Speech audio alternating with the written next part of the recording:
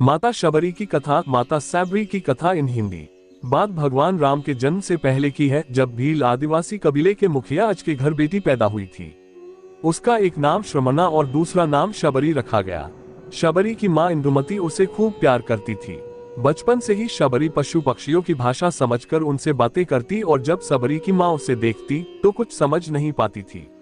कुछ समय बाद एक पंडित ने शबरी के परिवार को बताया कि वो आगे चलकर सन्यासी बन सकती है। इस बात का पता चलते ही शबरी के पिता ने उसका रिश्ता तय कर दिया।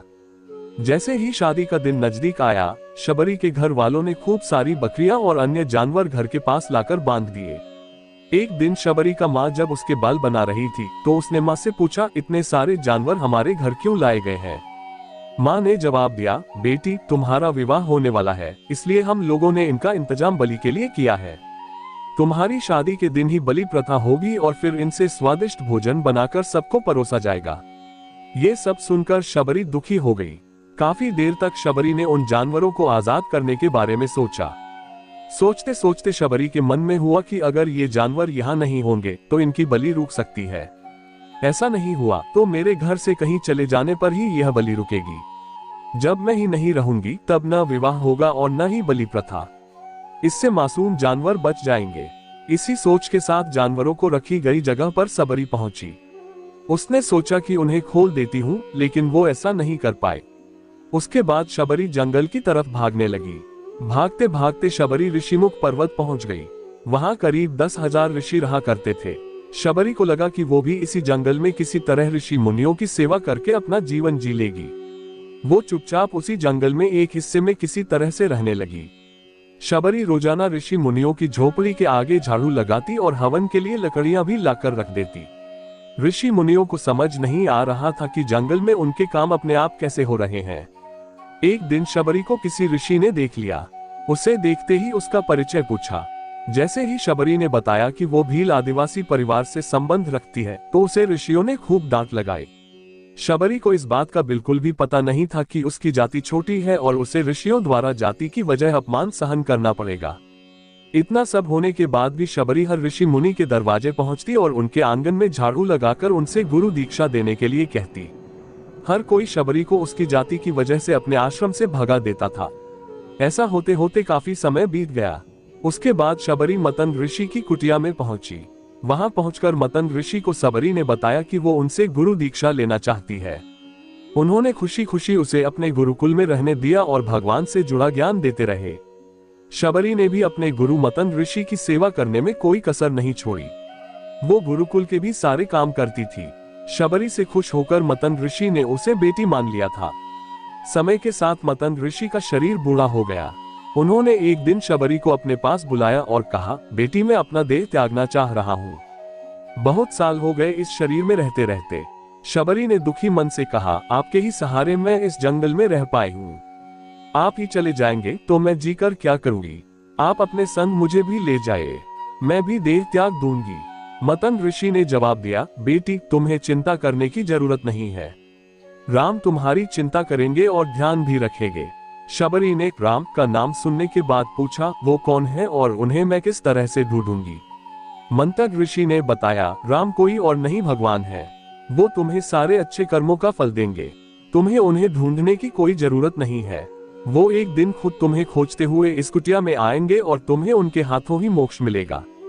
तब तक तुम इसी आश्रम में रहो। इतना कहते ही मंतक ऋषि ने अपना शरीर त्याग दिया। शबरी के मन में मंतक ऋषि के जाने के बाद से एक ही बात थी कि भगवान राम स्वयं उससे मिलने आएंगे। वो रोज भगवान राम से मिलने के लिए बाग से अच्छे अच्छे फूल लाकर पूरा आश्रम सजाती और भगवान के लिए बेर तोड़कर लाती। भगवान के लिए बेर चुनते हुए शबरी उन्हें चख लेती थी ताकि भगवान वो सिर्फ मीठे बेर ही दे। रोजाना शबरी इसी तरह भगवान के दर्शन की आस में फूल और बेर इकट्ठा करती रहती थी। इसी तरह इंतजार में कई साल बीत गए। शबरी का शरीर एकदम वृद्ध हो गया। एक दिन आश्रम के पास के ही तालाब में शबरी पानी लेने के लिए गई।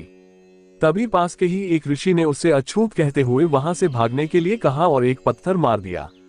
वो पत्थर जब शबरी को लगा तो उसे चोट लगी और खून बहने लगा।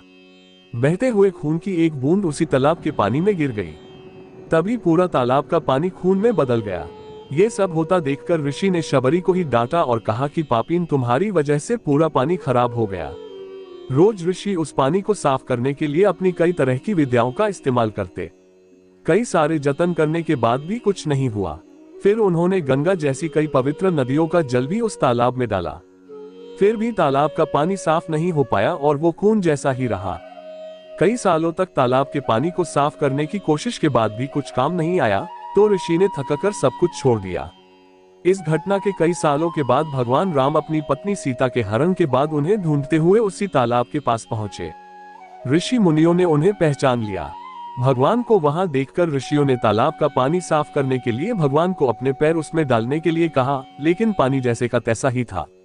ऋषि मुनियों ने भगवान से भी कई अन्य जतन करवाए, लेकिन वो पानी जस का तस खून जैसा ही रहा। तब भगवान ने ऋषियों से पानी के रक्त में बदलने की कहानी पूछी। तब ऋषि ने शबरी को पत्थर मारने वाली सारी बात बता दी। उसके बाद कहा कि वो महिला ही अपवित्र है, छोटी जात की है, इसलिए ये सब हुआ है। उसी वक्त भगवान राम ने कहा, ये सब आप लोगों के खराब वचनों से हुआ है। शबरी को इस तरह के शब्द बोलकर आप लोगों ने उससे नहीं बल्कि मेरे दिल को घायल किया है। इसी घायल दिल के रक्त का प्रतीक ये तालाब का लाल पानी है। आगे भगवान राम बोले, कहाँ है वो माई, मैं उनसे मिलना चाहता हूँ।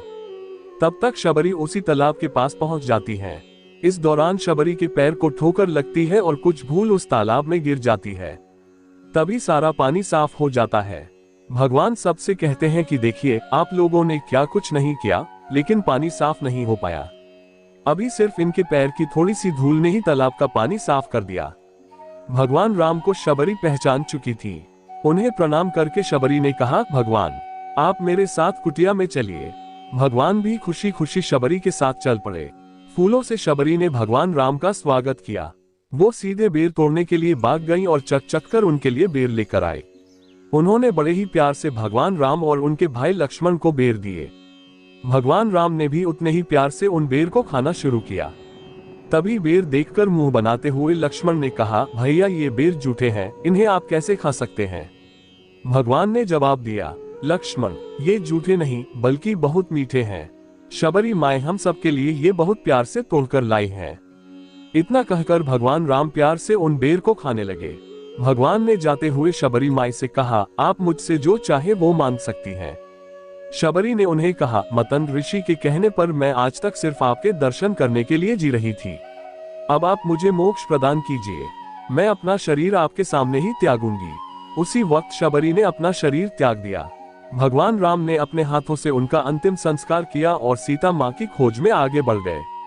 इस तरह से ऋषि मतन की बात सच साबित हुई और शबरी को भगवान राम के दर्शन भी हुए। तभी से भगवान राम को शबरी के राम भी कहा जाने लगा। सच्ची श्रद्धा हो तो भगवान के दर्शन जरूर होते हैं। वीडियो को अंत तक देखने के लिए आपका बहुत बहुत धन्यवाद। ऐसी ही और अच्छी अच्छी वीडियो देखने के लिए हमारे राज सेठ कहानियां चैनल को लाइक, शेयर और सब्सक्राइब करें। धन्यवाद।